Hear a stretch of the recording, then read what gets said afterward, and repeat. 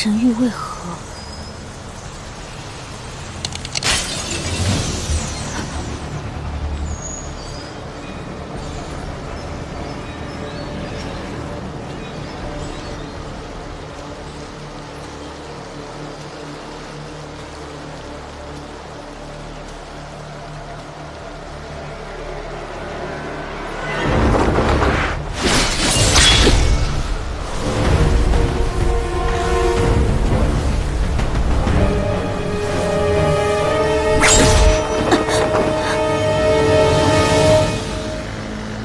有夜宫，果然是你，玄烨。然清，我还是喜欢你叫我慕寒。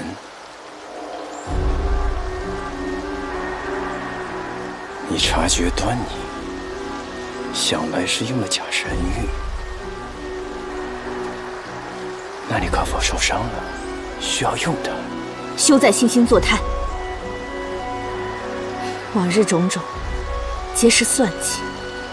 你接近我，就是为了偷盗神玉，屠戮弱小，实现你们修罗族一统天下的野心。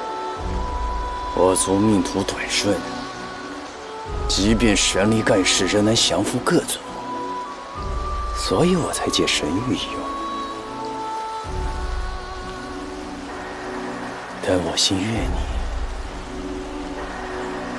绝无半点的虚言。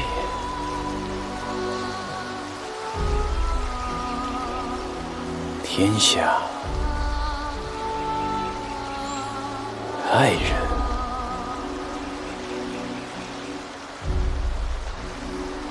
我都不会放手。可笑！我错信过你一次，绝不会有第二次。是我不辨忠奸，养虎为患。今日我必当亲手铲除祸弊，以赎己罪。没用的冉清，如今我已拥有了七曜神域，永夜宫已经登峰造极，转西轮更可以逆转时间。无论今日之战是何结果，你都杀不了我的。莫再执念了，小心伤了你。敌族之妻，亲夫之叛，我伤的还不够吗？既然如今真相已经戳破，你又何必再虚情假意？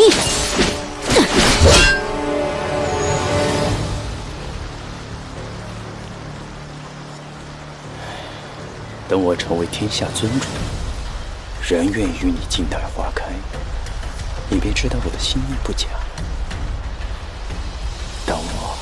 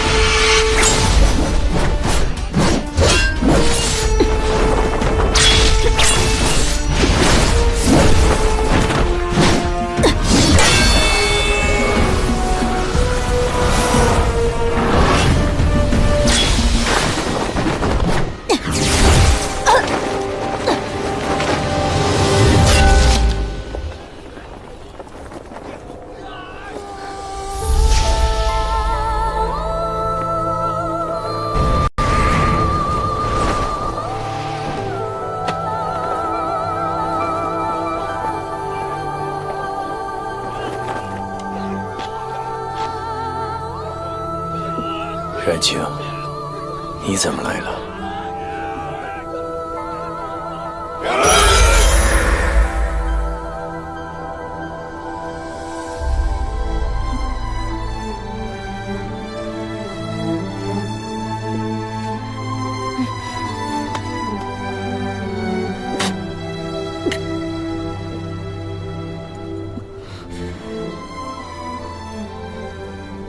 神域已碎，你收手吧。收手？我早就许了千秋万代之手，你毁了于有如何？你不能死，我要让你亲眼看到我统一万族，开创6界。杀了我，得了你的天下，你就得偿所愿了吗？你说过，我们永远都不会分离。如今，你终究是誓约了。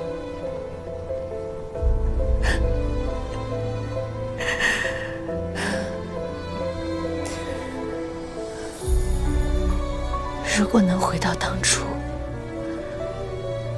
我还是想遇见你，只是我不希望一切如这般发生。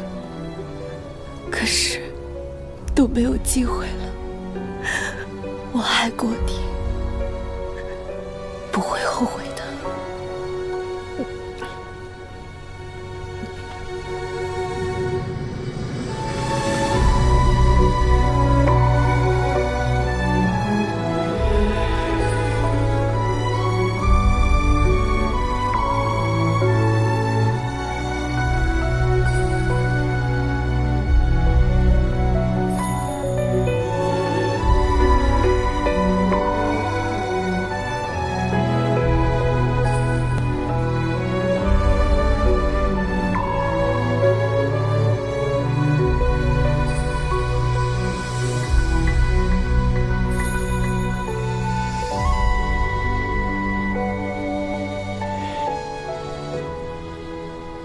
我不会失约的，冉青。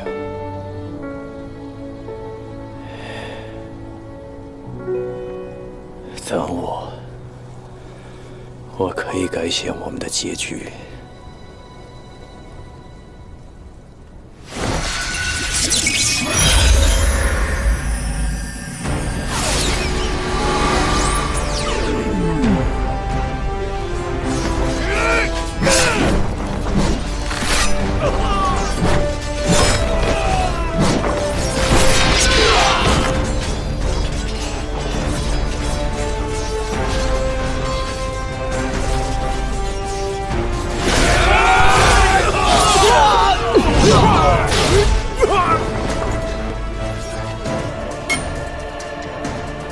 你为什么不躲？为何这般看着我？我们认识吗？我一直仰慕冉青上神的威名，今日一见，不觉看呆了。我知道冉青上神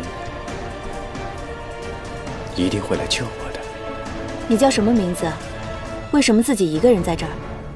慕寒舞红炉，春盛染青梅。我叫慕寒。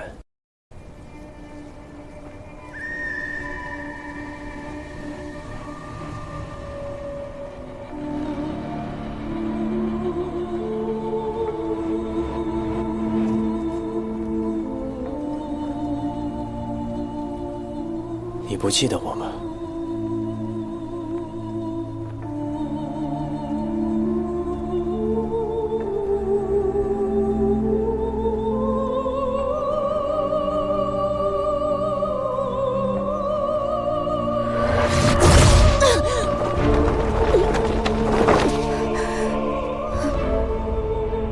冉青，原来慕寒便是玄烨。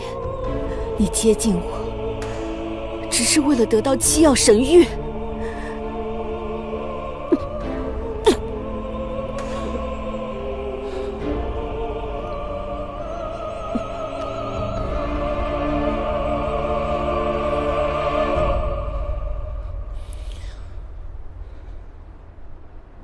为什么？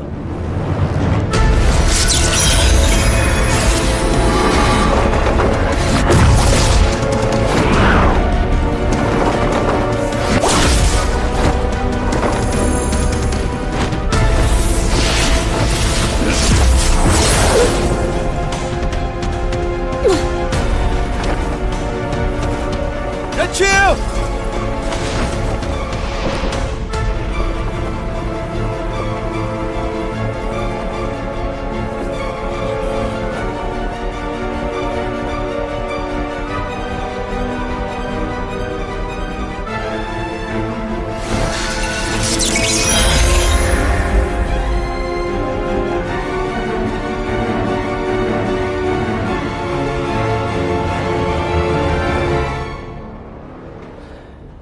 仙神皆允，我已统一6界，爱情与天下，我都不可能会放手的。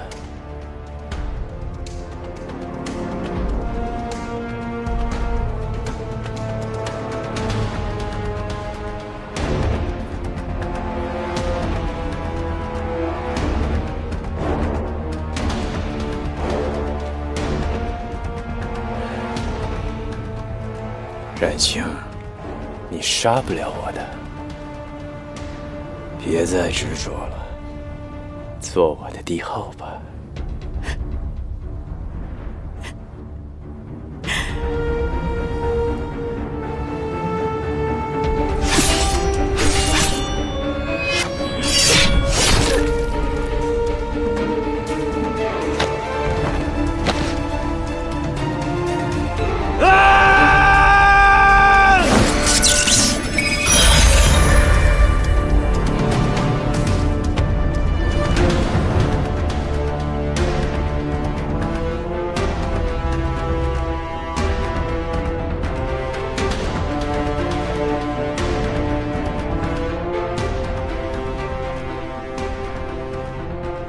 执子之手，方知岁月不暮。我不会再错了。那就让我们一同沉溺。星河灿烂，岁月流转，朝朝暮暮，永无尽期。转系千变，眼无天下与你双全之法。这一次，我定要与你白头到老。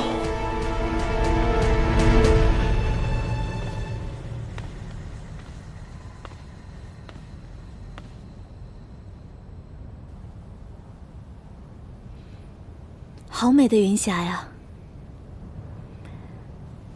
雪夜说我日日忙于公务，错过许多天光。我卷一片云霞带回去与他共赏。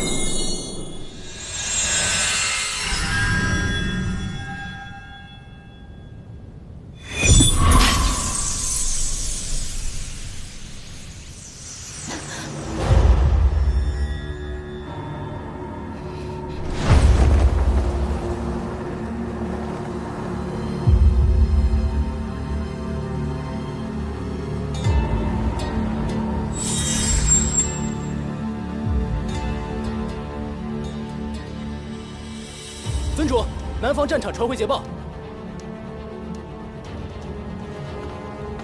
不要松懈，乘胜追击，务必在上世元尊出无双境前，统一6界。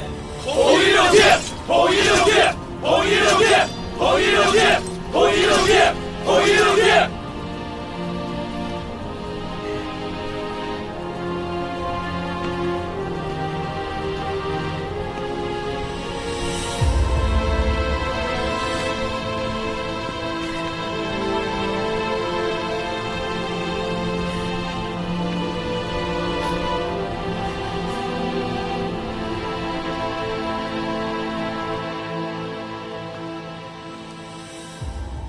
我铸下大错，竟相信玄烨为我隐归的许诺，被困无双境所造的幻境数月，暂时拖延不得，这个孩子便交给你了。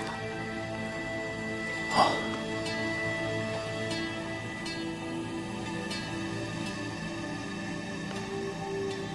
轻生孽障，我本应以命相赎，谁知腹中已经有了他。稚子无辜，你给他一个新的身份吧，切不可让人知道他的身世。我已在他身上下了咒，只要魔纹不显，修罗族人不会察觉他的存在。分辨不出他的样貌。乾坤印于永夜宫，他已练得炉火纯青，再加上七曜神域和无双镜，玄烨现在的神力深不可测，你一个人应付得了吗？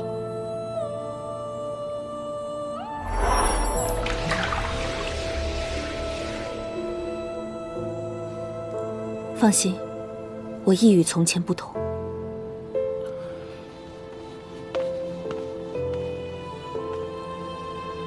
万一我回不来，仙神两族就交给你了。切记，从今往后，天条重立守戒，九重天各仙神不得生情，违者刑罚加深，认错方休。放心吧，这个孩子，这条天规，我必为你守护。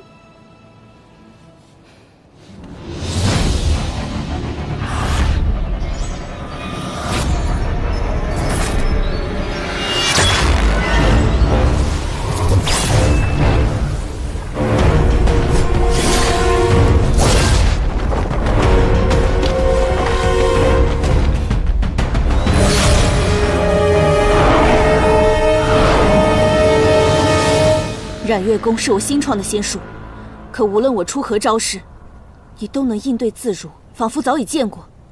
玄烨，你是不是对我用了转息轮？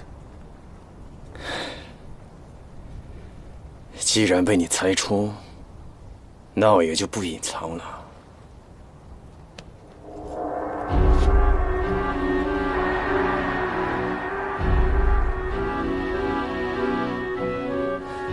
冉青，若你我之间只能活一人，那结局永远无法改变。别再执着了，放手吧。过来。你为了一次次杀我，竟不惜耗费寿数，逆转时间。我每次都是为了救你，而你每一次都是为了天下选择牺牲。这一次，我要将你困在无双镜里，永远不会让你死在我的面前。我是上使元尊，使命便是守护天下苍生。无论你如何阻止，都改变不了。玄烨，你口口声声说爱我，可为何你不放弃自己的野心？你别跟我说这些。一次次的时光逆转，逼我认清了宿命二字。你不过也放不下你的使命，我也放不下我的野心。冉青，只要你愿意，我们可以一起共享这个天下。哪怕只要你愿意一次，结局就可以改写。世事易变，人心难改。你我皆把天下看得比情爱更重。承认吧，玄烨，你我生来就是仇敌，不死不休。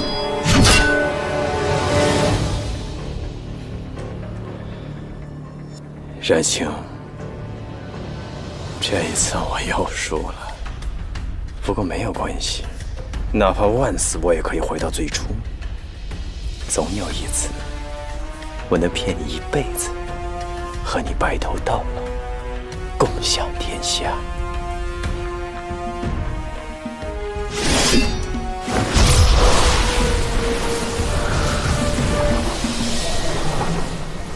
你别强了，你为何能抵挡住永夜之功？因为我已经拥有了你的修罗血脉。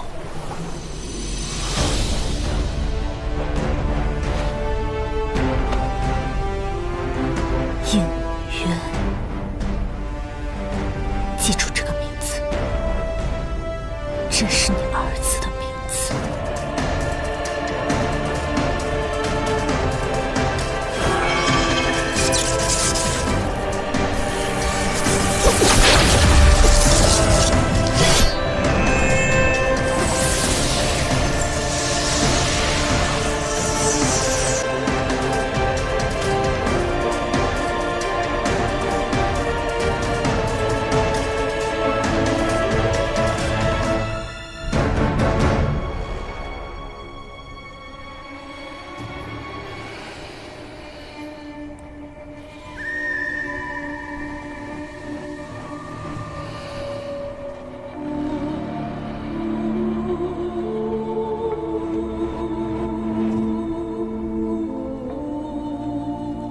山清，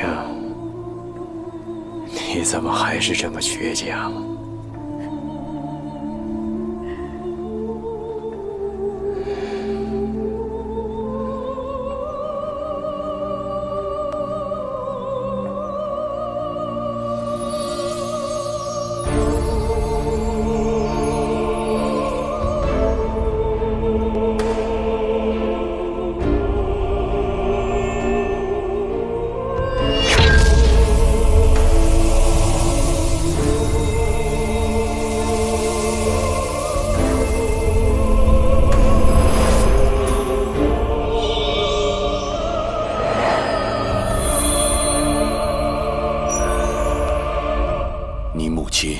陨灭之后，无视了法咒在刃魂剑上，不让他说出你的身世，并且将其封印在地崖之中。往日皆是，不可沉溺。没想到一语成谶，竟成了他们二人的宿命。这只是玄烨一个人的宿命罢了。执迷不悟，从始至终，都只是他一个人。先神不可有情的天规，竟然是母亲定的。原来帝尊一直教导我，恪守此规，绝不容犯。谢谢帝尊告知我生从何来，母亲守护的三界，我定能替她守住。我要将你复活，揭开还亲的阴谋。不可，还亲无法摧毁吾的仙身。只因吾的元神留了一丝在你体内，还亲无法真正的杀死吾，所以只能用傀儡术扮作吾。应渊，你继承了玄烨毁天灭地的修罗血脉，如果一旦失控，后果不堪设想。只有吾的元神可以将其压制。还亲可以走到今日，不是一个人，他背后的势力不容小觑。能够还三界平安的，唯有你。应渊，吾不惧死，但创世之战的炼狱之景，绝不能再现。我怎能将我之生立于帝尊的性命之上？应渊帝君生，三界方不会覆灭。应渊，不要忘了你母亲的遗愿，为吾，为你的母亲。守护三界万灵。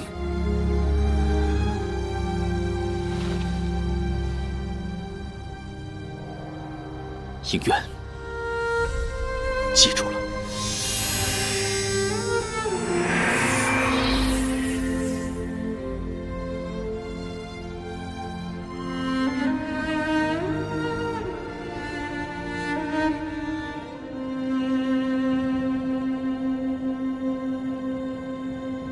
帝尊对于应渊来说，情谊深厚，如同父子。他如今知道了，他最亲之人是被多年好友所杀，定是痛彻心扉。哪怕是上神、帝君，也躲不过造化弄人。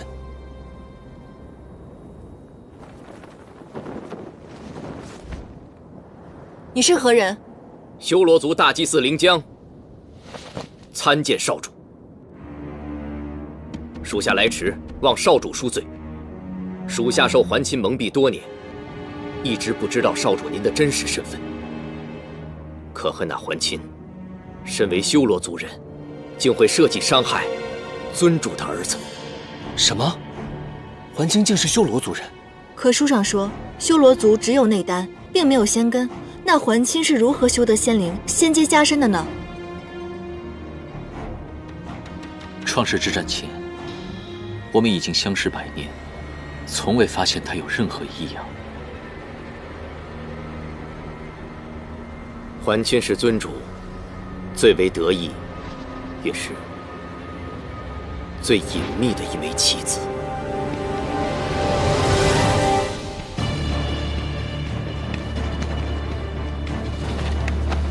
参见尊主。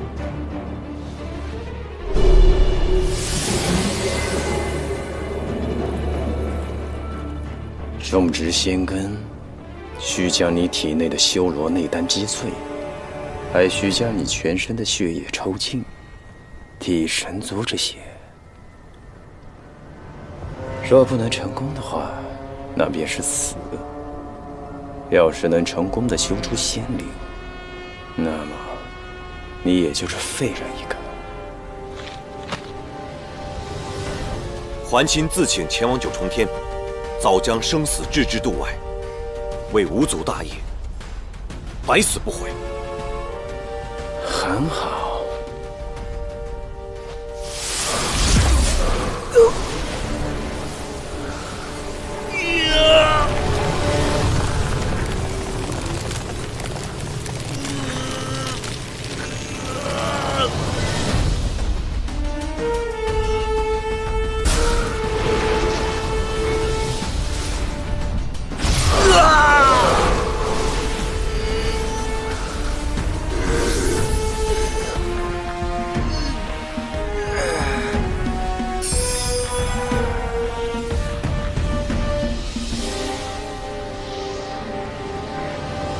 桓钦竟然如此隐忍，怪不得能在天界潜伏万年。我和他并肩多年，他从我而亲，竟然没有想到，他这场戏瞒过了所有人。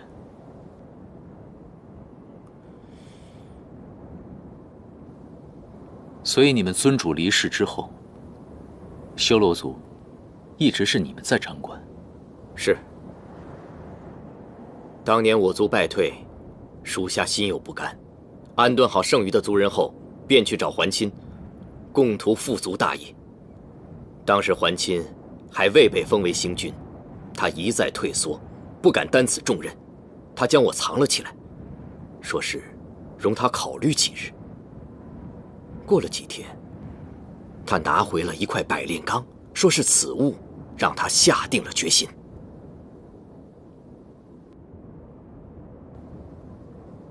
百炼钢，原来他始终耿耿于怀。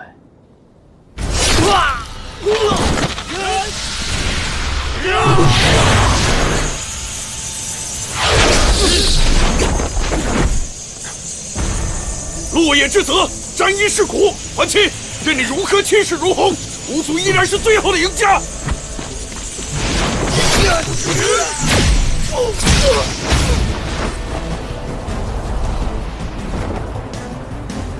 我带你回去。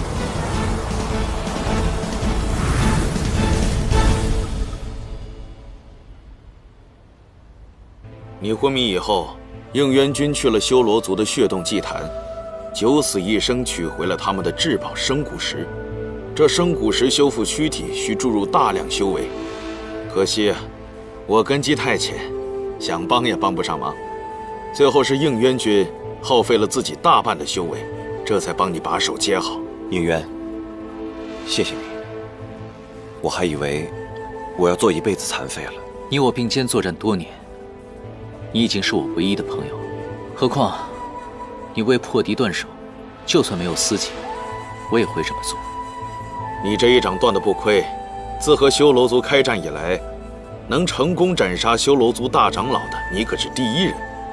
听说帝尊近日就要册封第4位帝君，要带着4大帝君一起攻入修罗王城做最后的决战。这个位置肯定是你的，你就要名留仙史了。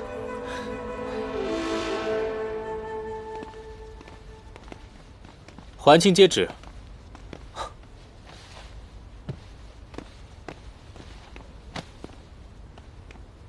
号称天极，奏禀八方，先君桓钦统领天兵千载，有万夫莫挡之勇，立下不世战功，振兴甚慰，6界幸甚。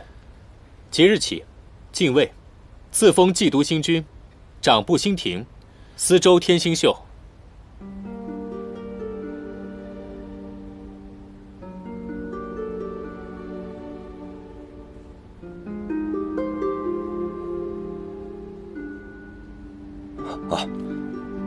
谢帝尊，桓钦定当尽心尽职，不负帝尊厚望。帝尊挂念星君，还特赐了一样宝物。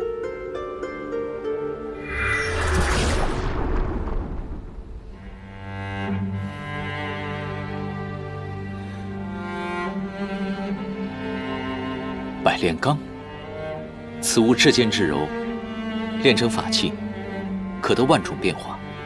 帝尊将它赐予你，可见对你的爱重。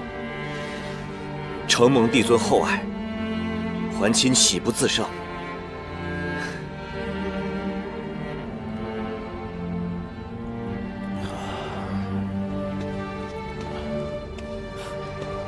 一个人喝闷酒呢？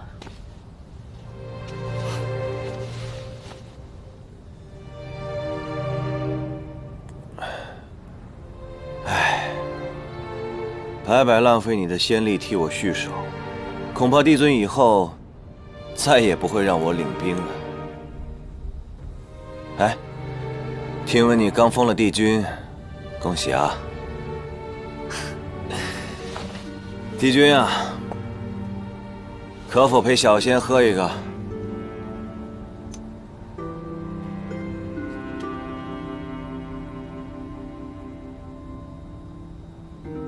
你体内怎会有修罗之气？难道你在血洞祭坛里被修罗鬼面蛛咬了？不可能，不可能！寻常人如此早已暴毙，为何你的血液中仿佛在压制着他？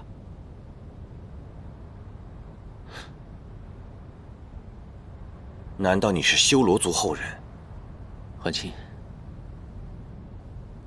其实我的母亲是一名曾被修罗族蛊惑的无辜小仙。你为我以身犯险，才导致身份暴露。你放心，我一定不会将此事说出去的。不过你在进位帝君之时，要与天地立命，届时你的血缘一定会被发现。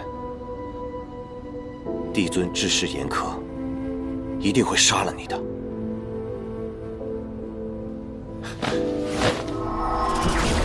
应渊，你还是快走吧，我护送你离开天界。还亲，帝尊知道我的身份。他知道你是修罗族人，怎会容你至今？还封你做帝君啊！帝尊说，有此血脉，更当竭尽全力为天界尽忠。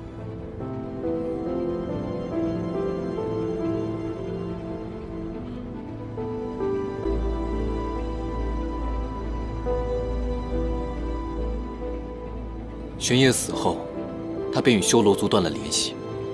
还清这个暗器没了主子，变成了废子。他或许曾经想过就此做神仙，这才拼了命的为天界出征。奈何帝尊青睐的人并不是他，他有一腔做帝君的心，怎能耐得住不兴挂月的寂寞？当年他知我血脉，仍当我是朋友，我一直心存感激，视他为知己。现在想想，他出身于修罗，心中滋味定是复杂难言，这一切也便化成了恨意。少主，还亲此人不足为惧。既然我已经找到了您，那么沉睡万年的修罗族随即便将苏醒。你打算如何做？只要您将压制血脉的天地元神抽出，释放您体内的修罗神力，当年死于创世之战的族人们便有复活之日。你都已经知道了。是。仙魔大战，还亲吞噬了天地仙灵，却始终无法将其彻底杀死。当我得知您是尊主之子，我终于明白，这么多年来您一直无所作为，竟是被天地所压制住了。属下等着一日，等了许久，想不到尊主竟有血脉存留，当真是天命所归。少主，您放心，修罗族全体族人定会像供奉玄烨尊主一样供奉您，不日，您便会修得无上神功，为修罗族重振荣光。少主，您这是干什么？你记着，我永远不会是你的少主。我是青离帝君应渊。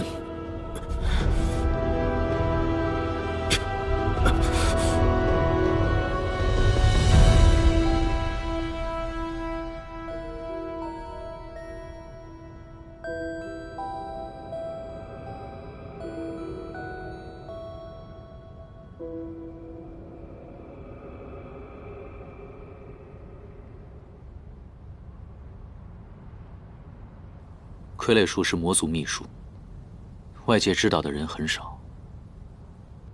我们要想揭穿伪帝的话，必须先找到柳微阳、陶泽七说，他们被分别关押在某处，但是现在根本没有线索。愿意放弃仙籍跟邪神在一起的人是他，对天庭御赐的紫焰簪十分珍视，日日痴望的人也是他，眼中相思无误。可我总觉得这里面透着一丝的古怪。是时候该弄清楚他真正的身份了。我有一个办法。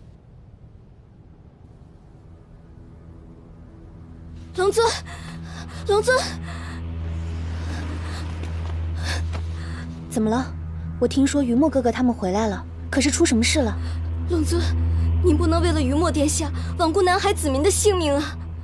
您用结界封闭了所有通道，令南海无法向外界传信，但很多水族的亲人在天庭服侍。如果久收不到家书，南海的异常一定会被天庭察觉的。你说的不无道理，但是于墨哥哥无处可去，我不能赶走他们。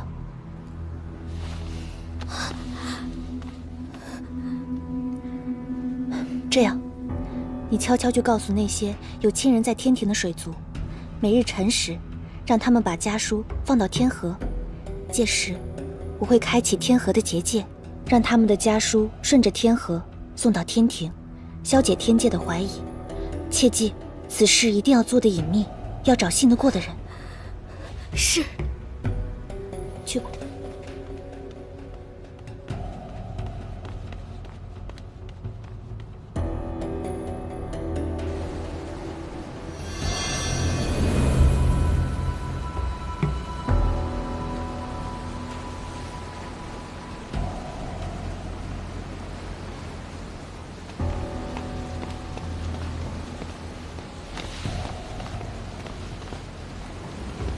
于墨哥哥让我试探你，没想到你这么急不可耐。你真的和天帝在勾结？你到底想做什么？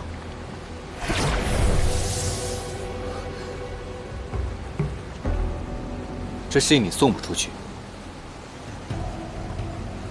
我是心急想救玄香，所以传信给昔日天庭的姐妹，想让他们帮忙。你认为我们会信吗？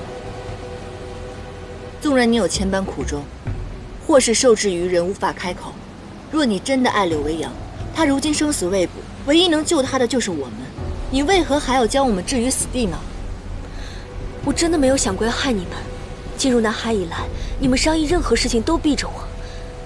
我明白，亦没有资格要求什么，但我担心玄香的心情，不比你们任何人少一分。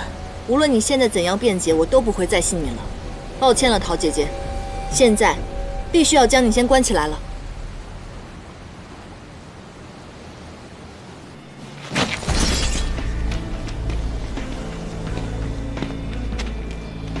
龙尊招揽，整个南海已被我天兵围得水泄不通。为了四海水族免遭战火，请速速交出天庭叛党。龙尊，天兵来了，他们围住了龙宫，说要搜查天庭叛党。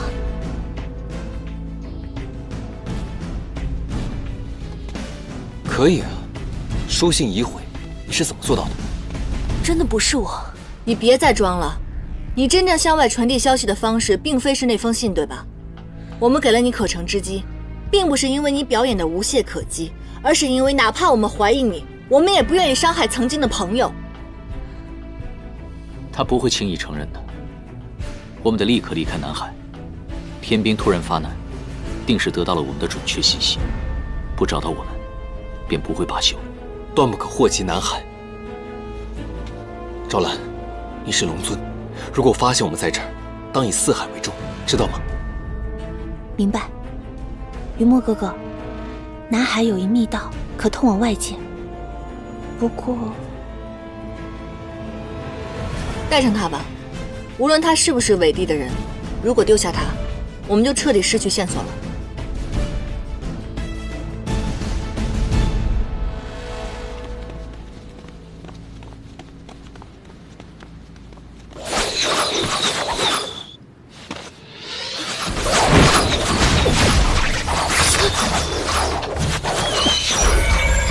你们先走。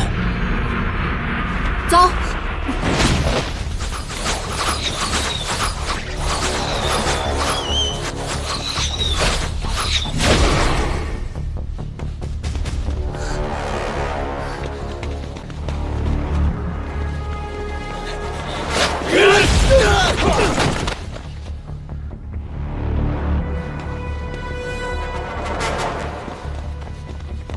等一下。怎么了？这条路久曲回肠。陶子期，为何总是有追兵跟着我们？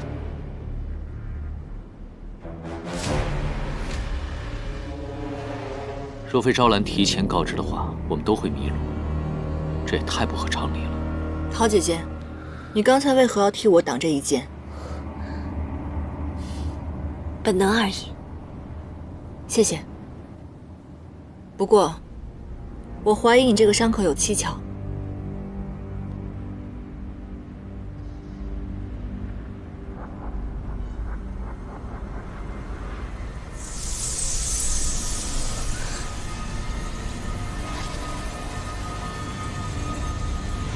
原来如此，他中的剑带有追息香，会暴露行踪。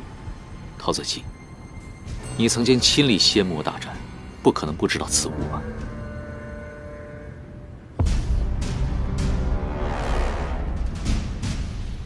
你们怀疑是我故意引来追兵吗？倘若中间的是颜淡，一样也会染上此毒，我何必多此一举呢？倘若你们不信我，把我扔给天兵便是，我宁愿一死，以证清白。想得美，放你回去，岂不是放虎归山？你现在是一条线，线的那头连着天兵，只有杀了你，断了线，我们才能走得出去。不可，他线的另一端是柳维扬，若是把他杀掉，无法向柳维扬交代。况且昔日仙魔大战还有很多细节没有调查清楚，他是当年的亲历者，他不能死。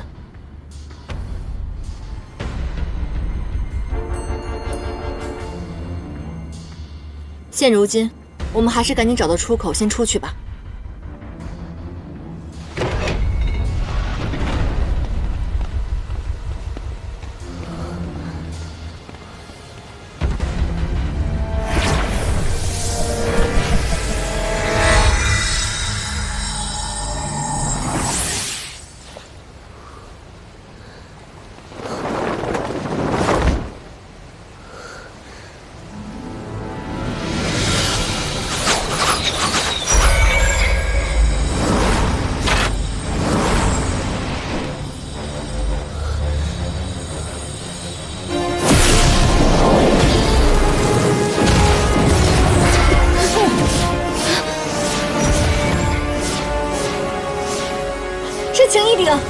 这鼎炼了万年仙丹，克制一切水火，能破上神仙防，不好对付。这伪帝还真瞧得起我们，居然为我们定制了法器。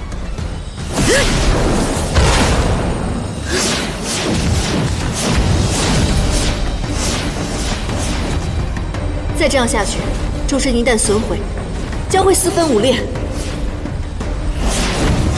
颜淡，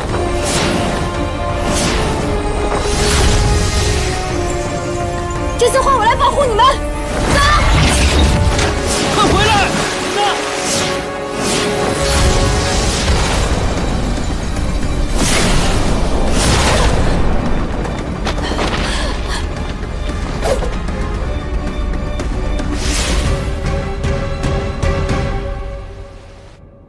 我们必须掉头回去，来不及了。天兵抓走了颜淡，会立刻回去复命。我早就看你有问题，我就应该杀了你。若不是你引来追兵，严旦也不可能被抓走。如果能由我自己换回的，我一定头也不回地跳下去。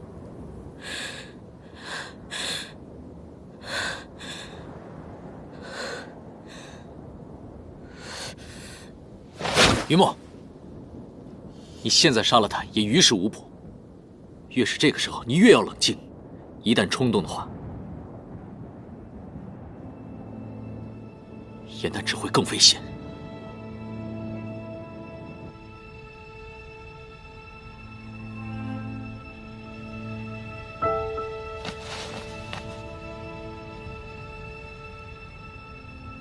醒了。早就听说严旦姑娘的棋艺冠绝3界，今日终于有机会和你对弈了。这是应渊兵书上的最后一局。你想利用我破了此局，来防范应渊的调兵布阵，对吗？听严旦姑娘的语气，似乎把吾当成了敌人。政见不同，方可称为敌人。你2次叛主谋私，背负了无数血债。你是3界共仇的罪人，修罗族还清。不错，我还清是3界的罪人。那应渊呢？他可是3界的功臣，他2次背叛你，叫你生不如死的时候，置你于不顾。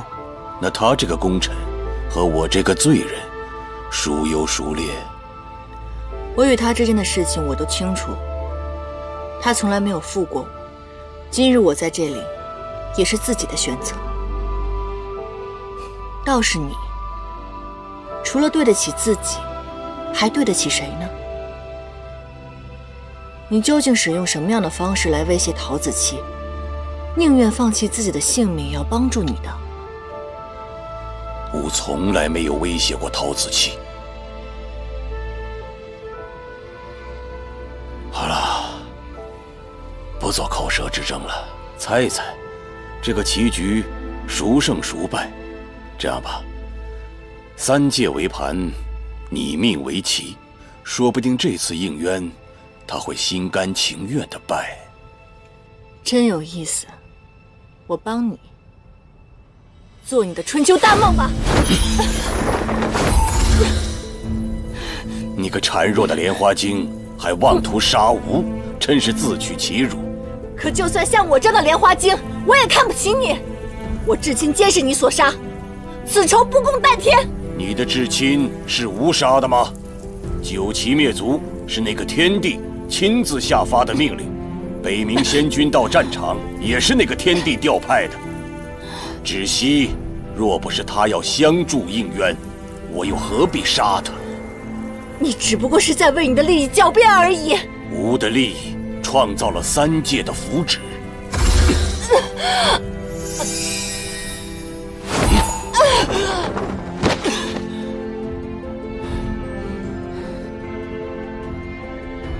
你终于承认了吧？你所做的这一切，并非是为了修罗族，也并非是心怀大义，你只是为了你的野心，还有你的地位。那应渊口中的大义呢？不也是为了自己的利益吗？是，吾是修罗族人，可你千万别忘了，应渊是修罗族少主啊。他和你不一样，他虽然有着玄烨的血脉，可他从未行过一件不义之事。幼稚！严旦，你只是个小小的莲花精，天下大义与你何干？如今我便是天道，你口中所谓的大义，只是一句屁话。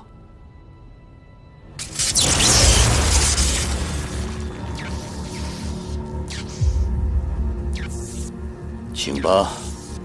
如果你不下或者故意下错，天雷便会劈于你身，连续3子下错，棋局自会重设，困局不解，天雷不止。以你的道行，争不过100道天雷。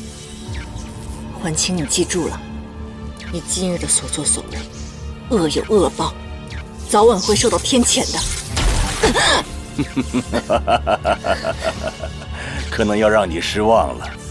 现在吾已在宫中备好了茶水，等着应渊过来欣赏他的挚爱遭受痛苦。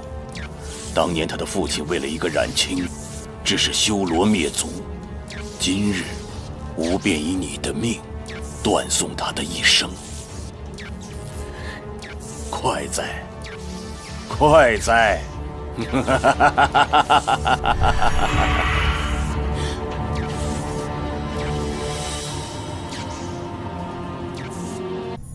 据说这怨刃之刑有9981道，每受一刀，就如同多了一次升仙之劫。岂止啊！怨刃肉体会分而化之，将皮肉筋骨全部切开割碎，内里被碎尸万段，只剩皮囊完整无缺。应渊，只要你肯认罪，和盘托出你是如何与魔族勾结，念在你往日的战功，我可以给你最后一次机会。这话该是我说给你听。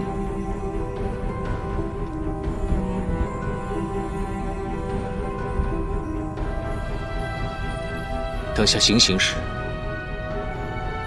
你别看，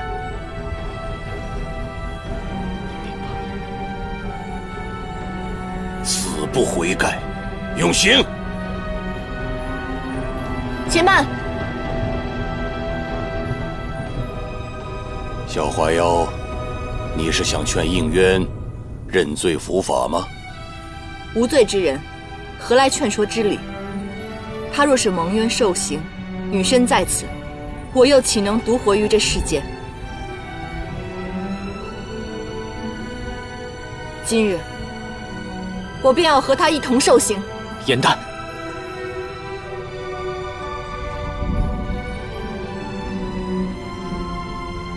哼哼，真是一对情真意切的璧人呐！好，今日吾就成全你二人。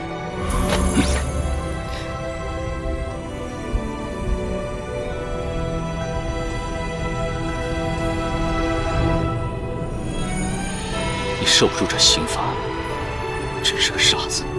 你在哪儿，我就在哪儿。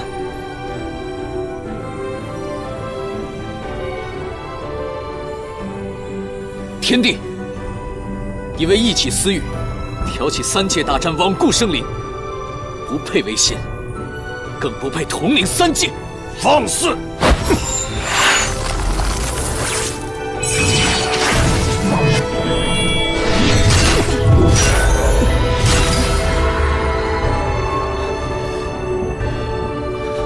纵今日我二人身死，天道不亡，列作正仙，绝不可任此罪孽滔天之人再颠倒黑白。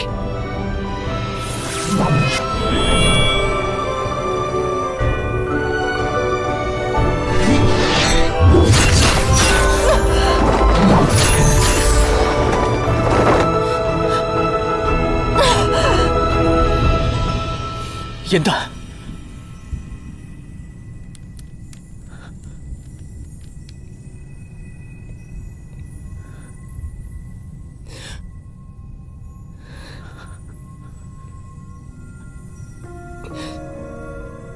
怎么样？还守得住吗？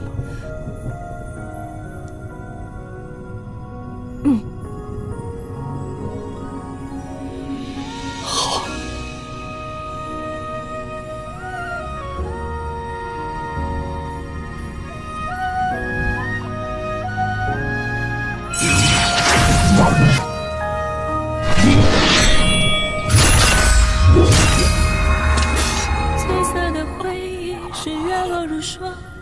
满地碎木枯黄，会走出一滴泪吞海银浪，执迷于遗忘。走到从此天各一方，走到你乡，回过头为我生遗忘。催眠的缘分在暗夜里藏，情字落晚香。寂寞的汤烫出思念的伤，别怕，陪伴岁月凉。洗尽闲尘仍有，只是看着痛罢了。轮转中为思念疯长。也是繁华人间一场落花风，平添一池落花中，看破红尘的眼红。你是遥遥天上一捧秋月容，只感因为我万幸手心之时，一定也很痛。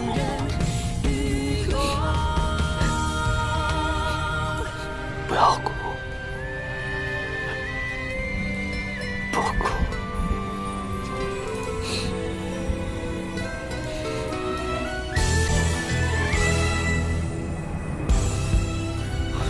整整80道怨人，他们居然还活着，难道真是命不该绝？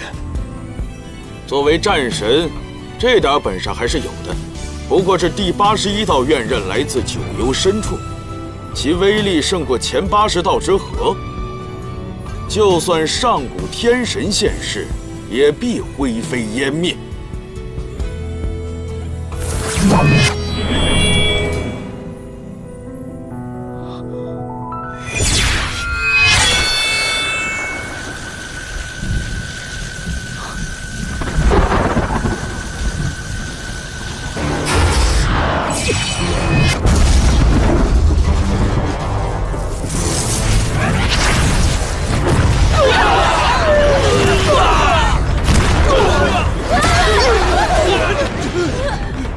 竟然用怨刃击破了天门！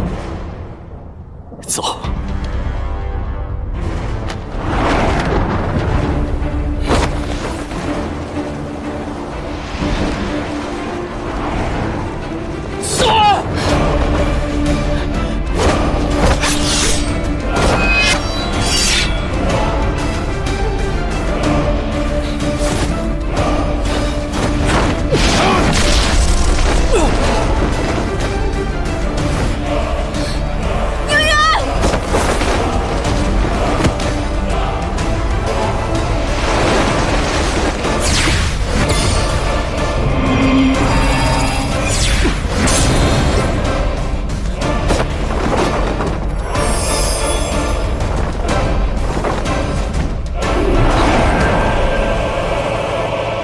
严丹，姐姐，这是血藤丹，可助你们调理心脉。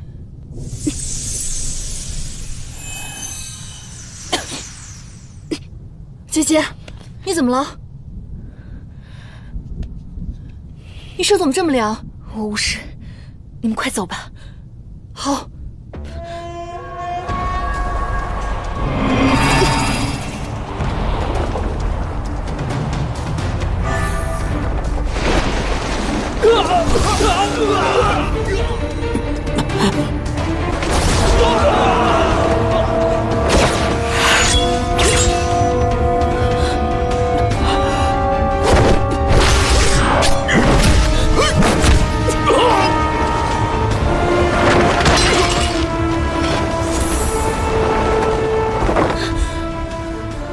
你没事吧？我是来助你们的。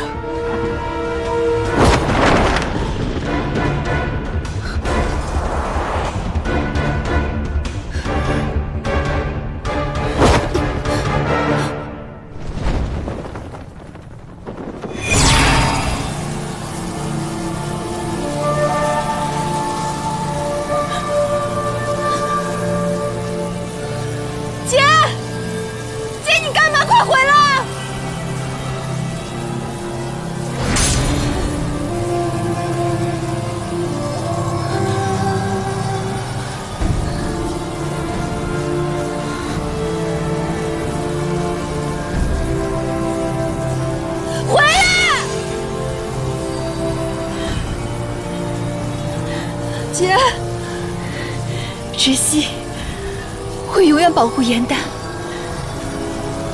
这一次一定不会食言。姐，姐，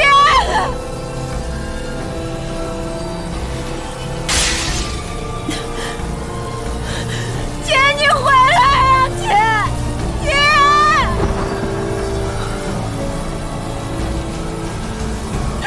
姐，我求你，我求你回来，姐姐。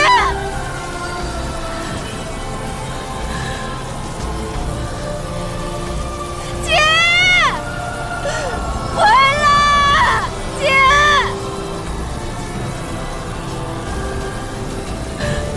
快走！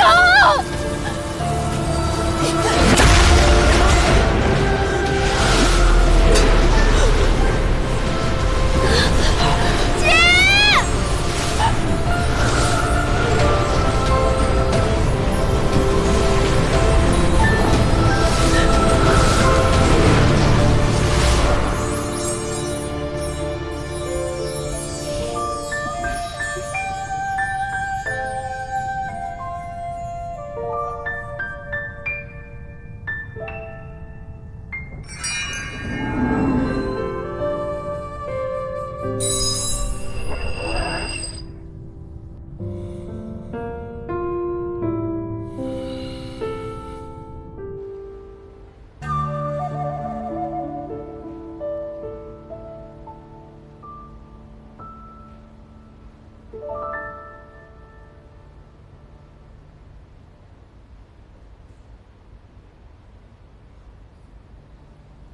颜旦，你知道的，所有的神仙，在升仙阶前，都要下凡历难，是要经历人生八苦的。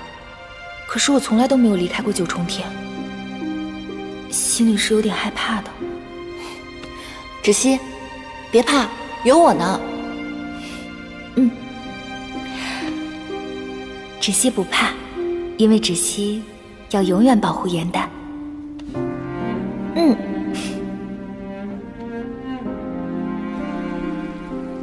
我把仙血全都收集回来了，我的惩罚便是芷溪跟颜旦从此以后再无生离，只有死别。你可愿意还认我这个姐姐？不然呢？那你呢？你曾后悔有过我这个妹妹吗？从未。我们再也不要分开了。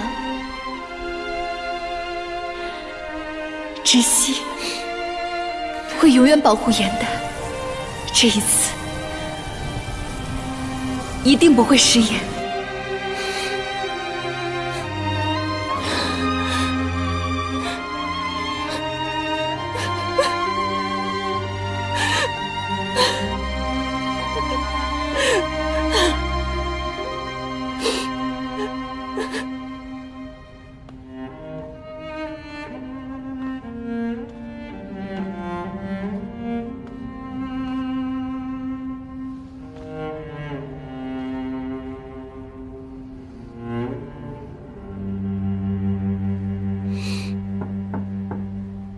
颜旦，是我。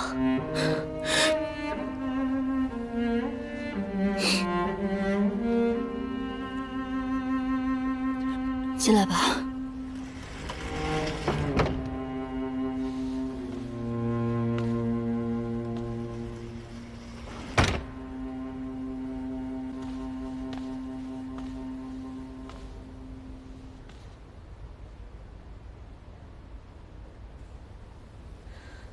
颜旦，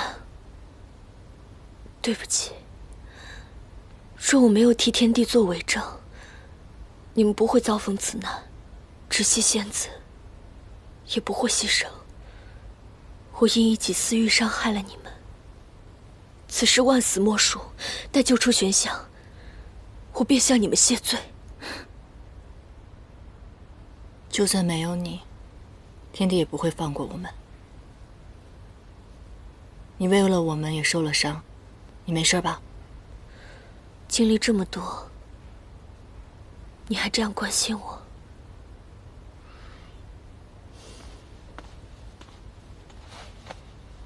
颜旦，以后我可以做你的姐姐吗？我想替芷溪照顾你，保护你。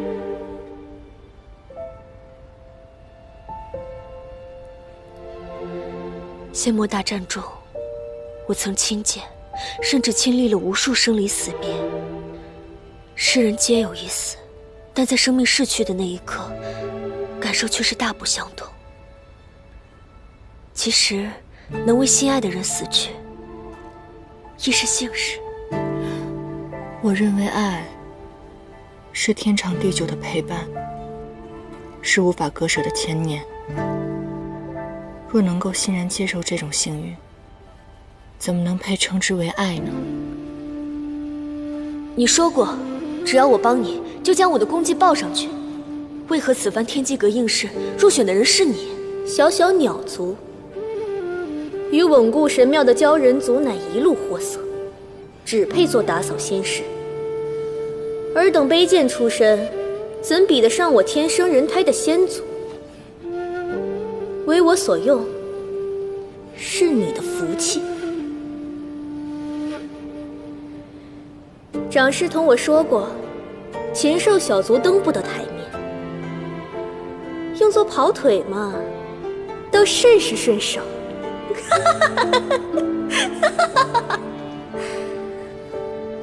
其实啊，长师从未考虑过晋升你。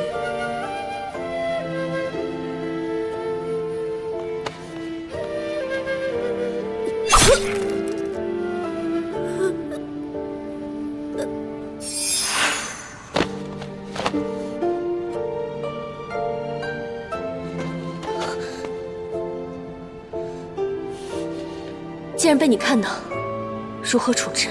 悉听尊便。以出身论人者，死有余辜。既要毁尸灭迹，便应该做到天衣无缝。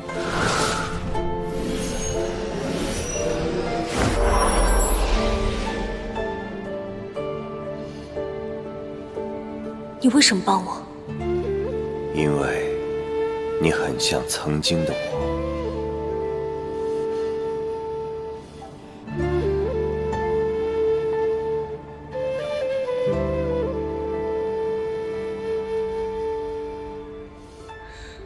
世间每一种爱是不一样的，你怎能断言这不是爱呢？陶姐姐，柳维阳一定会坚持到最后一刻与你团聚的，你们不会再受生离之苦。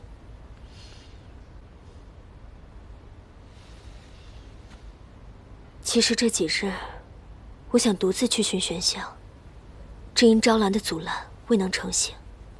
他设下的结界切断了南海与天庭的一切信道。也许是担心我打草惊蛇吧。昭兰这么做也是为了我们好。天帝在外面布了天罗地网，外面很危险。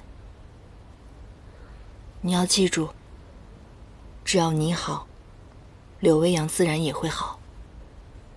我听闻此结界乃余墨所创，可南海这样大，真的能保证毫无破绽吗？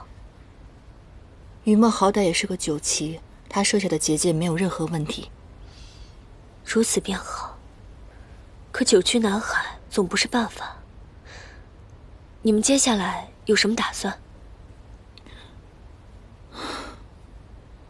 我现在没有心思想这些，等余墨醒了以后再说吧。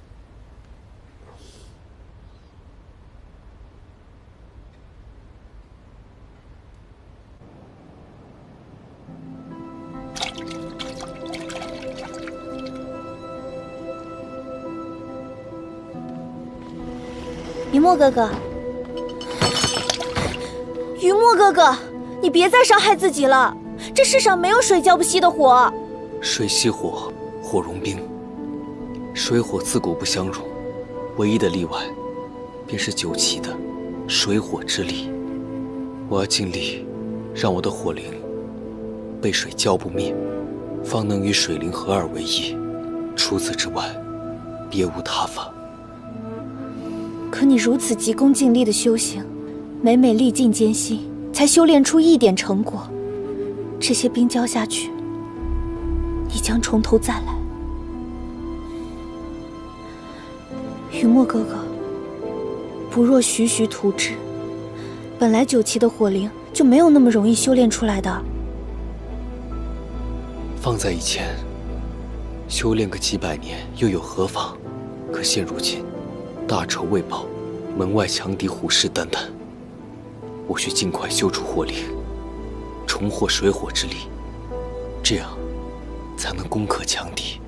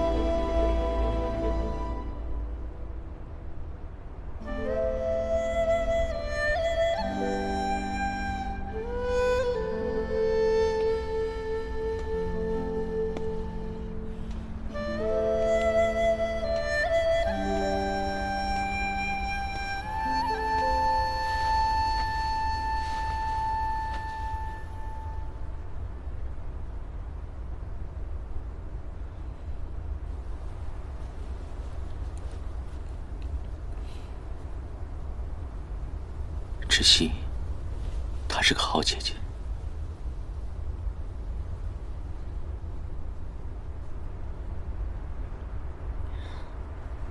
雨墨现在怎么样了？雨墨，她已经好多了，再过几日便可痊愈。你呢？你的伤势可有大碍吗？多亏了芷溪的血藤丹，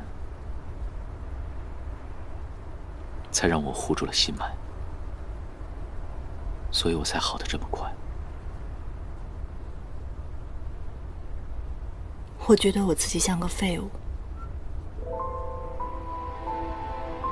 我感觉我什么都做不好。以前在天上的时候，我只是一个小仙士，那个时候想的就是插科打诨，每天靠你跟姐姐的照顾，无忧无虑的，总觉得有朋友、有亲人在身边，便已经知足了。而后来我学会了什么是责任，什么是爱。我每天很努力的在修行，可我发现我依旧什么都做不好。如果没有我，你就不会上天星台，雨墨也不会受伤，姐姐更不会因为我而死。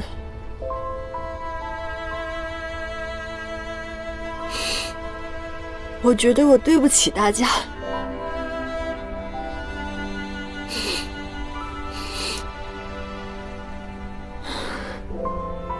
小傻瓜，这一切的错都怪我。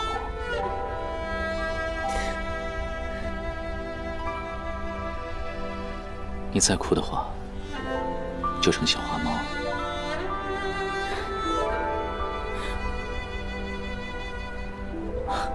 你看，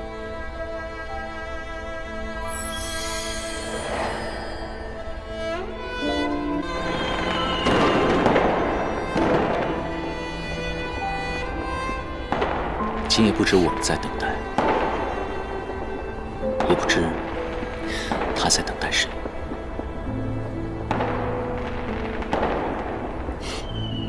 这么晚前来，又面带笑容，多半是为了自己的心上人吧。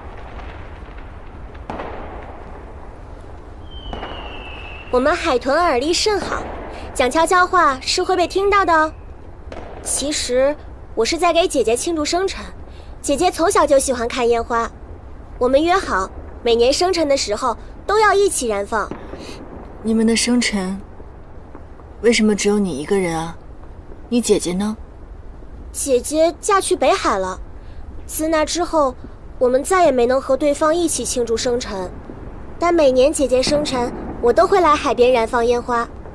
我们海豚是四海里最耳聪目明的妖精，无论它在哪里，都一定会看到的。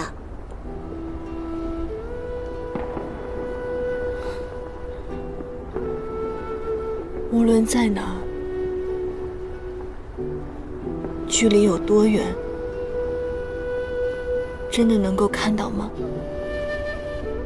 就算眼睛看不到，心也会看到。就是这样，我们是姐妹嘛，就算分隔得再远，心也永远在一起。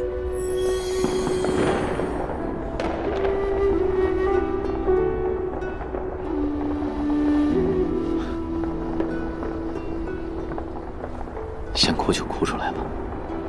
我跟姐姐约好了，要一起看接星星大典。可如今只剩我一个人了，我把姐姐丢在了天上，我言而无信了。姐姐一定很怪我吧？姐姐还会回来吗？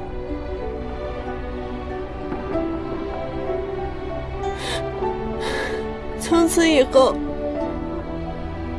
我再也没有姐姐了。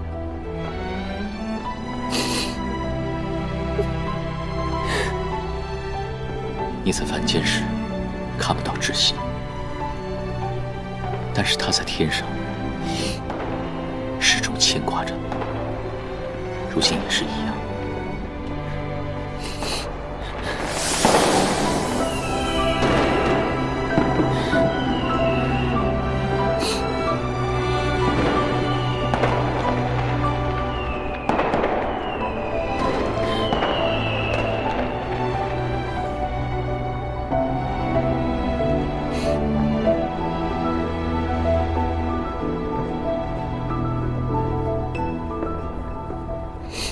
窒息一直都在，只要你想，你们便可以一起看每一场星星雨。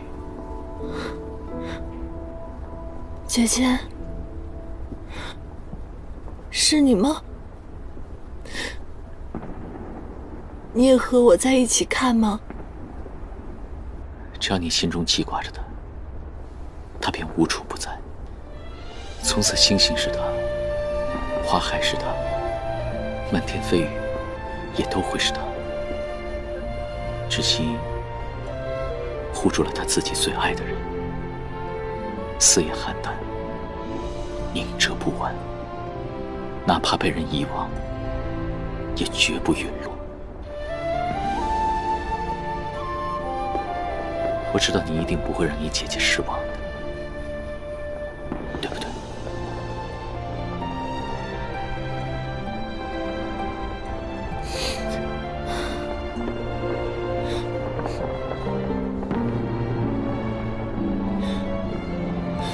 姐姐，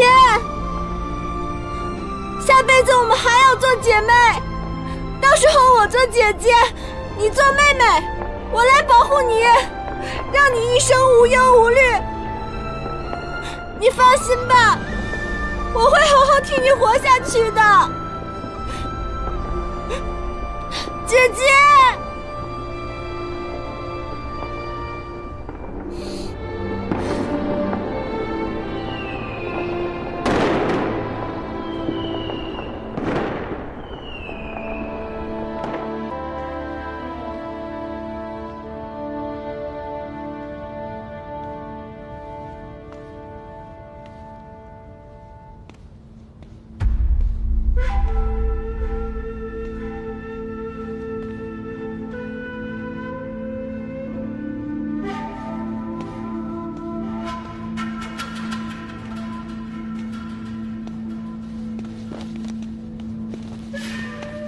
莫先生，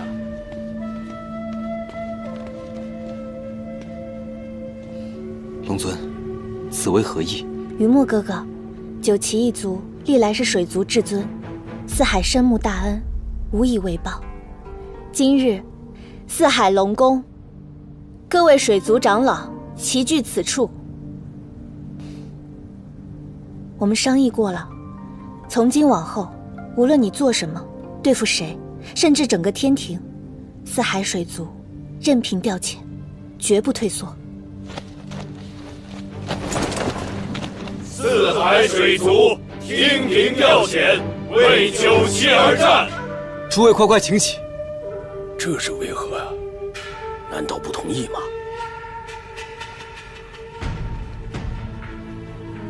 赵兰，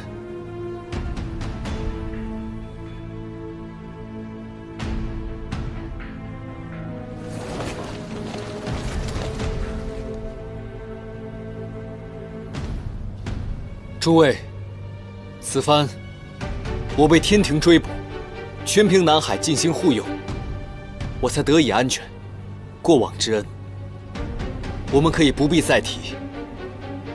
诸位的心意，我代表九旗一族，诚挚谢过。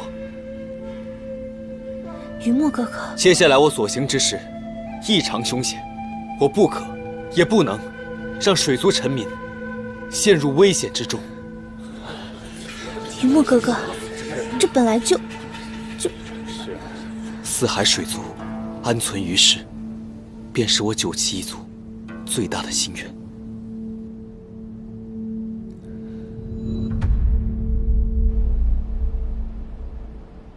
如今天帝布下了天罗地网，在破此危局之前，我们必须要查清楚一个人。陶子期。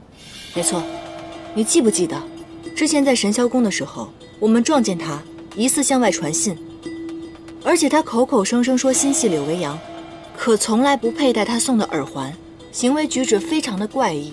我总觉得他对柳维扬的感情并没有那么的真挚。我去问过他，关于他和柳维扬是如何被抓，柳维扬被关押在何处，他回答的滴水不漏，但是他却过于冷静。若真想救人的话，定会回忆各种细节，而不是不断的指责自己，拖累了他。没错，陶姐姐虽然会经常来看我，跟之前的表现也并没有异常，可她对南海结界还有我们的打算，非常的关心。之前在天星台的时候，我便有所怀疑，她为了自己的爱人投靠了天帝，那为何最后又不顾自己的爱人出手相助呢？她如此行事，岂不是里外不是人了？对他既有怀疑，为何要救他离开？若陶子期是友，我们为了柳维扬理应相救；若他是敌人，我们把他握在自己的手中，便是仁政，是日后揭穿天地有力的筹码。可陶子期若没问题的话，柳维扬一日未被救出，他便有可能再次投靠天帝。所以我们日后行事，谈话更得小心谨慎，免得让他有机可乘。哎，那日天星台大战的时候，你突然攻向天帝的腰间，有没有发现什么？他的腰带被刺破后，那里透出寒光，发出兵刃相接的轻音。我认得那把腰中剑，那是基督星君缓钦的贴身武器。可天帝为何要佩戴以示星君的佩剑？我曾试探过，有一次天帝不慎拂落了我棋盘上的棋子，却能不差分毫的还原。但只有懂棋之人才能做得到。但天帝他不通棋术，又从不饮酒。如今，他好像变了一个人。没错，变了一个人。之前姐姐也这样说过，说天帝自从仙魔大战之后性情大变，之前的他严肃古板，而如今他不但一再变更天条律法，甚至连刑罚都放松了，还设宴与众仙一起同乐。你们说，天帝会不会已经不是天帝了？既然那个神秘人会傀儡术，那天帝可以成为任何一个人，也就是说，任何人都可以成为天帝。我自幼受帝尊教导，之前一直不理解，心怀天地的他，为什么会变得如此贪功嗜杀？他已身居尊位，没有任何理由去残害各位帝君，更没有理由来杀我。如果帝尊是以傀儡术假扮的，就都解释得通了。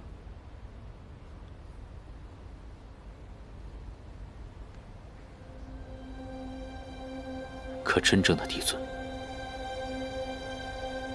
他去了哪里？难道应渊，此人知道九曜的运行规律，并且贴身佩戴腰中剑，还通晓奇术。你不觉得他跟环清很相似吗？金蝉翼放在步星亭这么多年都没有人发现，有没有可能是他自己放的？环清已死，我检查过他的现身，而且他的心灵也丢失了。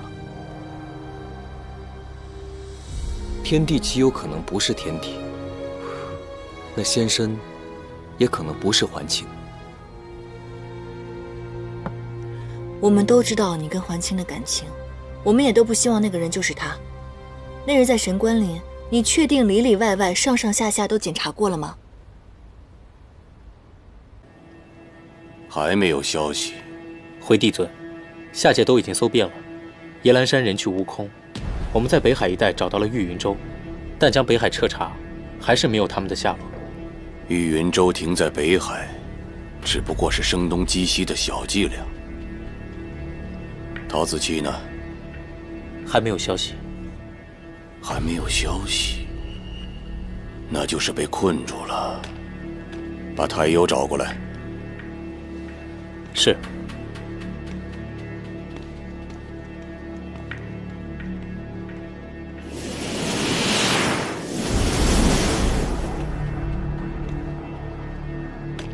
为何一直不告诉我，应渊就是少主，还要杀他？别忘了，你曾发誓永远效忠尊主，复必修罗全族。我是在帮他，他沉迷于情爱，怎当大人？必须经过磨砺，方能接过父族大业。那怨刃之刑差点要了他的命，你怕是根本不想富足，只是想利用我们实现你的野心。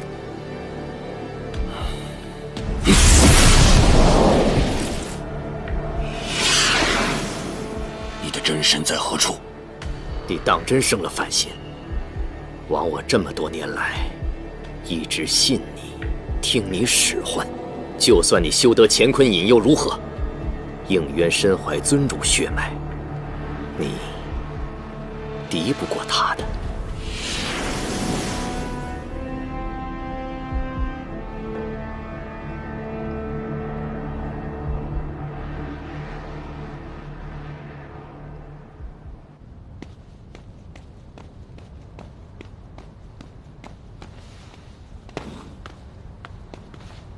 参见星君，这些都是我们叶望川星主精心挑选，送入神官林的祭品。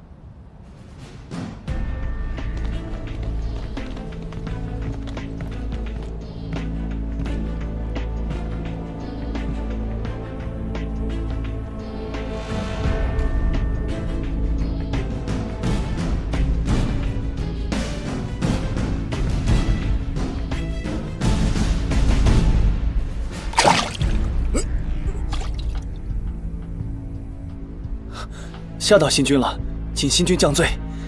不是你们叶望川怎么回事？连鱼都造。回星君，这是我们叶望川极名贵极珍惜的3尺礼。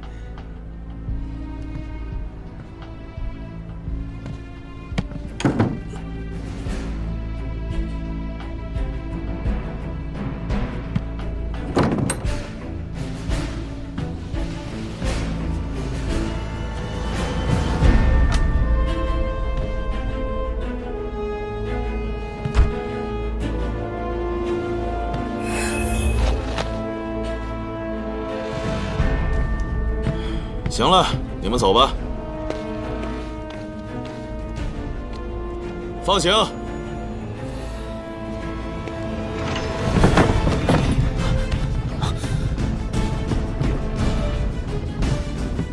我没事。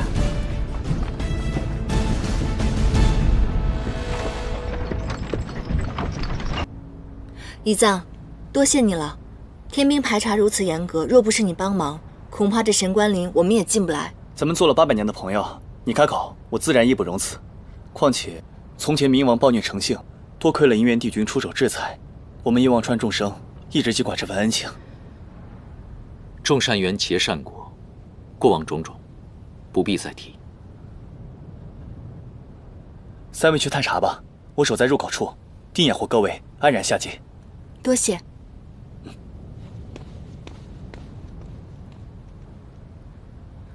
是不是他？一会儿便知道了。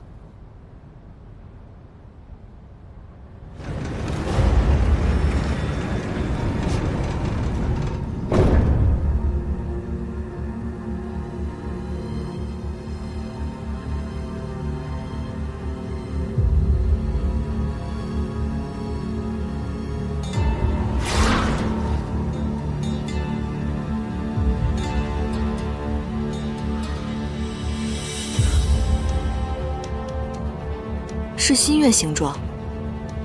芷溪曾经告诉过我，在创世之战当中，帝尊为了拯救上古彝族血鹰，曾用神器心月刃剜下了自己的血肉喂鹰，血鹰一族才得以保存。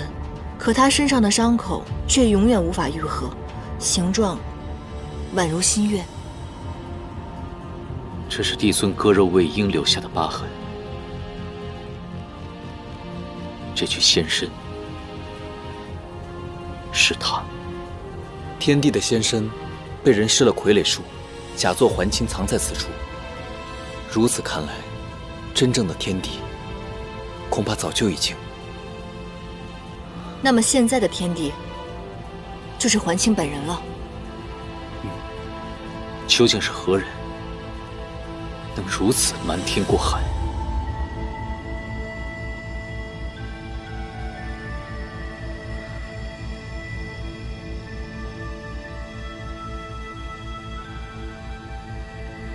修复结界那日，帝尊曾抽出一缕元神阻止我入魔。如今仙身还在，元神尚存，我一定可以将帝尊复活。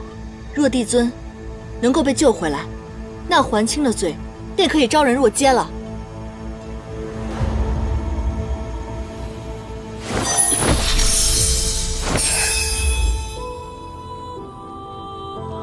帝尊，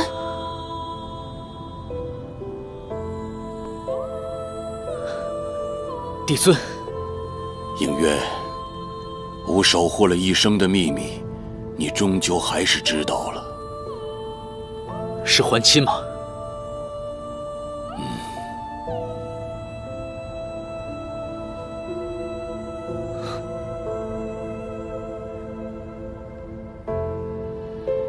原来是我错信了他。从一开始，这一切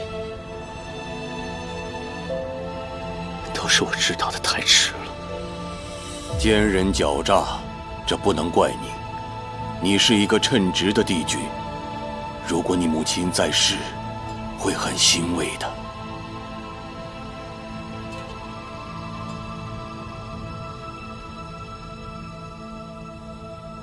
我母亲？不错。这九重天上，为何只有你一个人可以修补上世元尊留下来的天魔结界？因为上世元尊冉青，就是你的生母。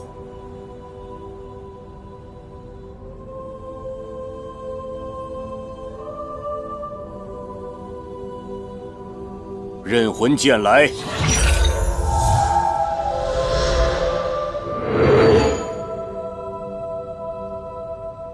你母亲自爆元神的时候，震碎了玄烨的转息轮，转息轮的碎片就藏于刃魂剑中，其中保留了一丝残意。你母亲与玄烨的恩怨过往，便在其中。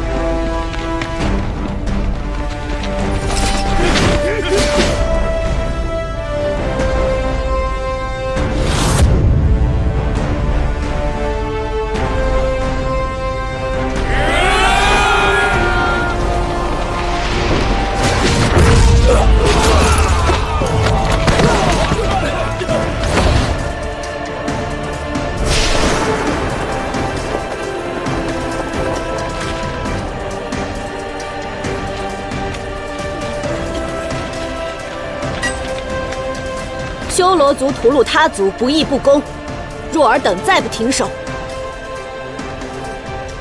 便是与我神族为战。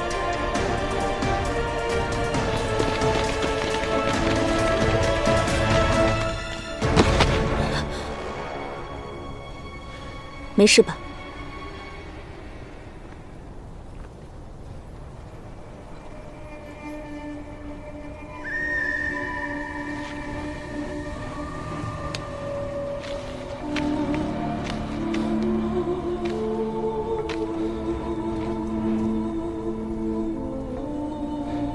多谢相救。你叫什么名字？怎么会自己在这里？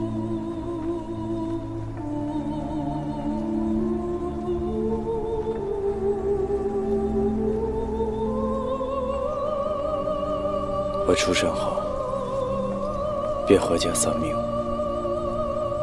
四处流亡。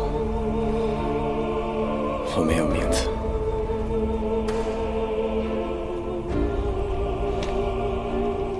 喂，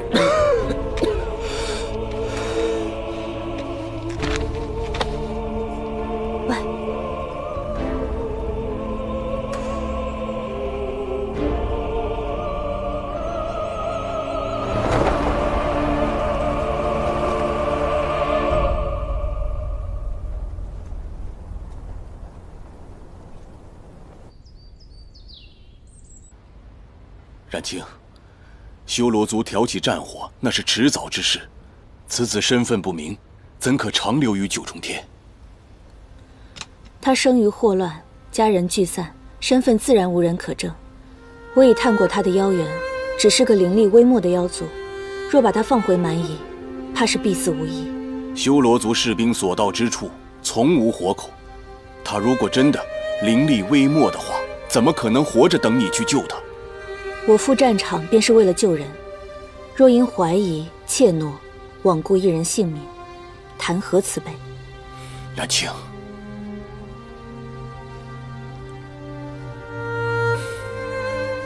好吧，我知道你宅心仁厚。这样吧，我传他些许神力，让他足以对抗普通的修罗族士兵，这样总行了吧？让他下界吧。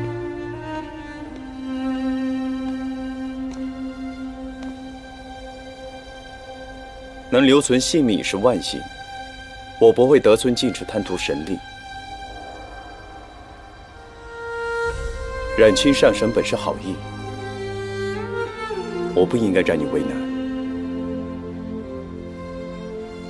对了，这是给二位上神刚刚泡好的茶点，请二位慢用。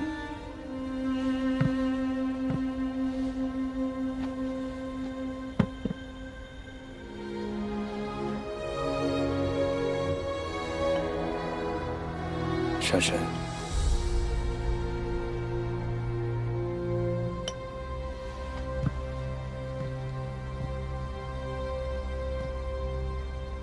帝尊，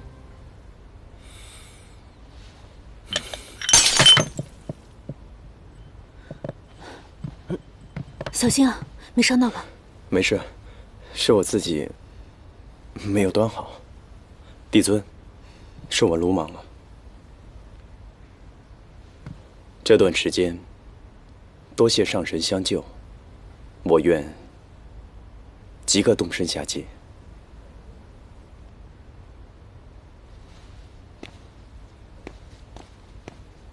冉青，你如愿了，别人逼我，你也入世。我刚才根本就没有碰到他，他在做戏。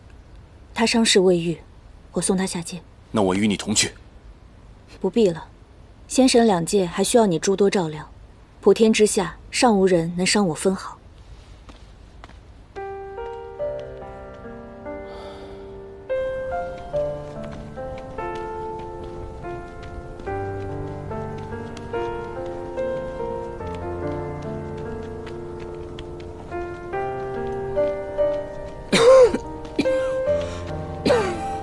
没事吧？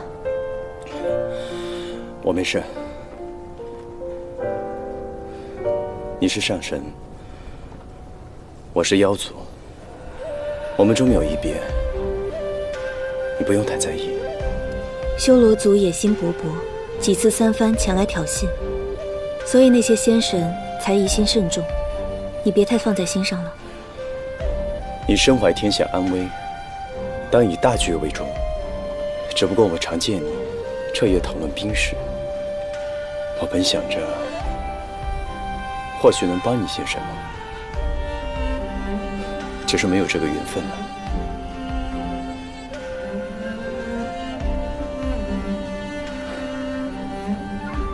若是我能在战争中活下来，你来妖界寻我做客，为我取名可好？好，一言为定。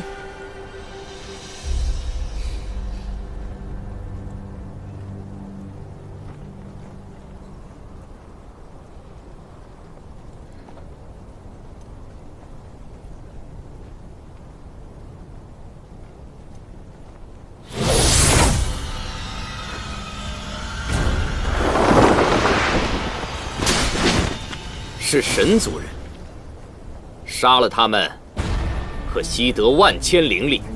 我修罗大军驻扎于此，今日你们必死无疑。上！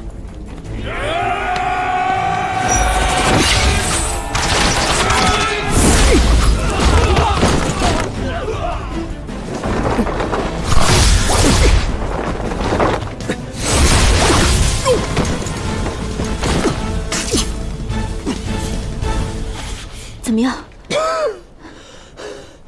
为什么要替我挡那一掌？你明明知道，以我的神力，他们伤不到我。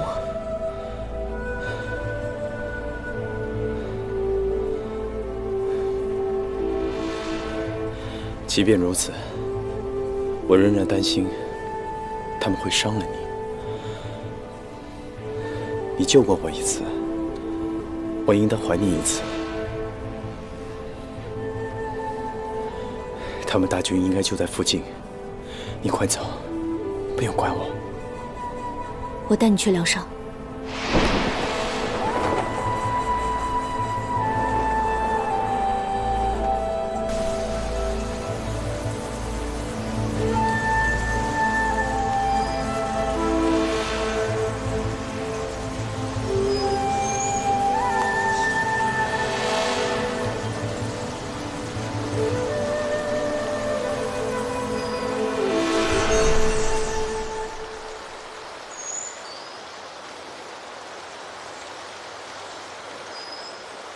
多谢，你又救了我一次。七曜神域仙力所附，一定会无恙。在此好好休养一番吧。这里是我的清修之地，每逢花期，百花盛放，甚是美丽。只可惜我多年忙于政事，从未好好看过花。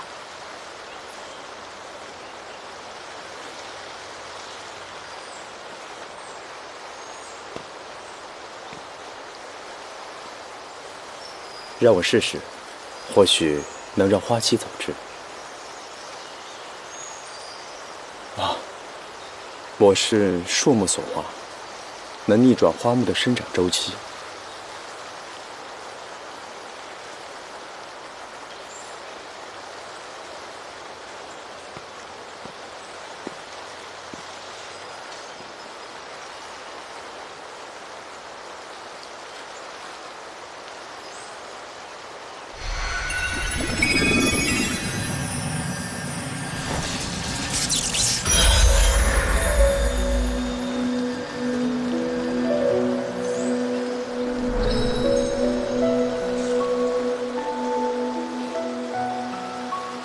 百花齐放，春意盎然，果然是不错。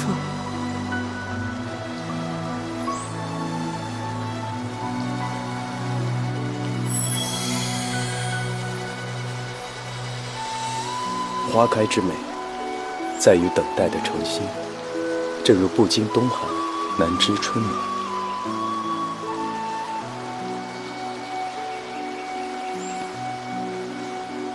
景色虽美，只可惜我还有事要忙，要先走了。你常说你忙于政事，久未看花，倒不如在这里欣赏片刻。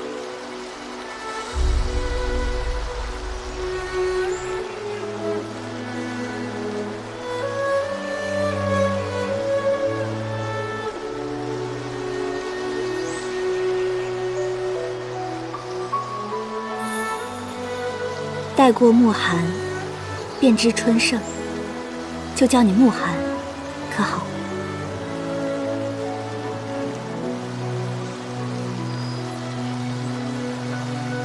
暮寒舞红炉，春盛染青梅。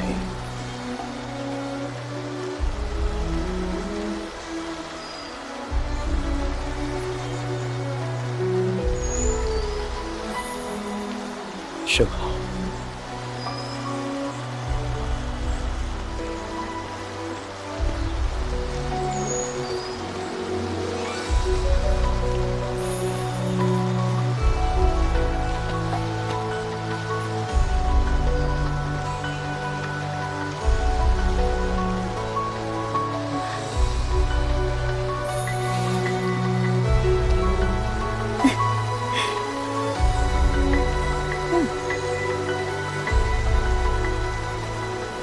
甜吗？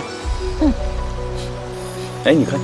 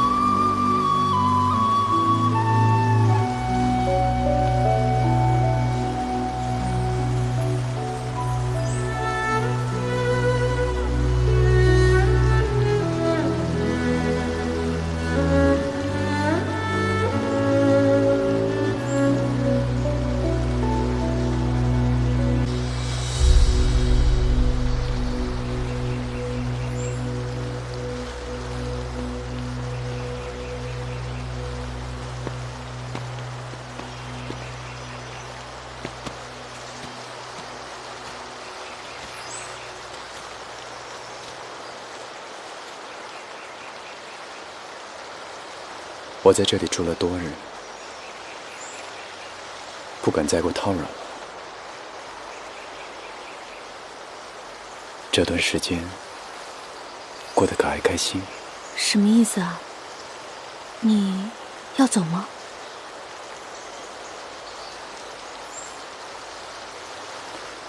往日皆是，不可沉溺。我们也应该告别了。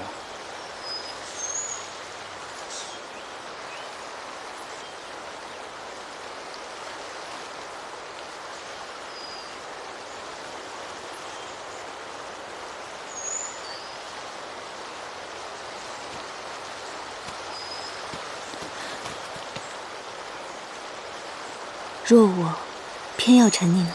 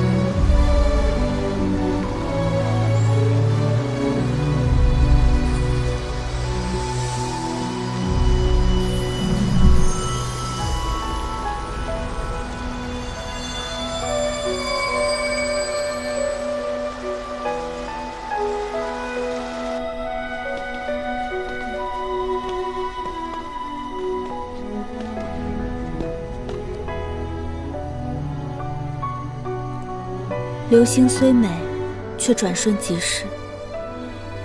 不知今日美满，是否也会如此？哈，对了，你可有镜子？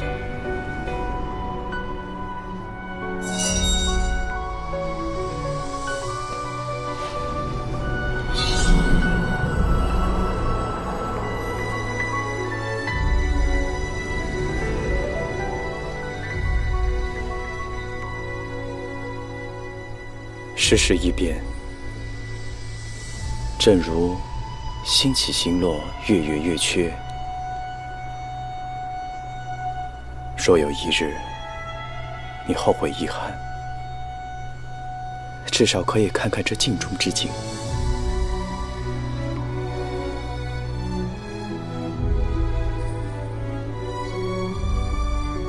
一如往昔，我们永不离散。不管尘世如何改变，你永远是我的父。